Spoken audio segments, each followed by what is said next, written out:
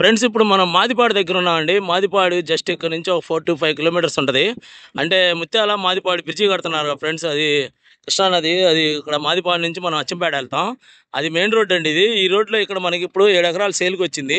ఇది ఫ్యూచర్లో చాలా డిమాండ్ అవుతుంది ఆ బ్రిడ్జి ఓపెన్ అయిన తర్వాత. ఆ బ్రిడ్జి ఇప్పుడు ప్రజెంట్ కన్స్ట్రక్షన్లో ఉంది.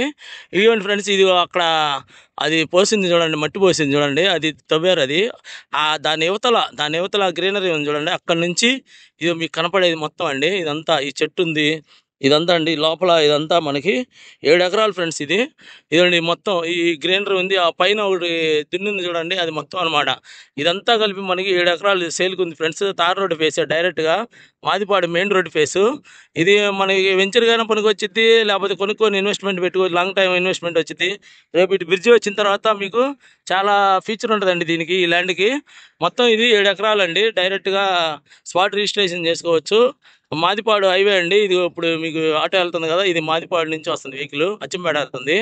ఇది హైవే అండి. హైవే రేపు బ్రిడ్జి ఓపెన్ అయిన తర్వాత ఇది చాలా పెద్ద ట్రాఫిక్ అవుతుంది. ఏరియా అంతా పెద్ద డిమాండ్ వచ్చింది. ఇది ఫ్రెండ్స్, ఇది ల్యాండ్ ఉంది కదా మీరు చూసేది, ఆ చిట్టావతల నుంచి ఇది మొత్తం మనకి 7 ఎకరాలు అనమాట. ఇది ఫ్రెండ్స్, దీని గురించి ఇంట్రెస్ట్ ఉన్న వాళ్ళు నాకు ఫోన్ చేయండి ఫ్రెండ్స్. ఇది చాలా బాగుంటుందండి.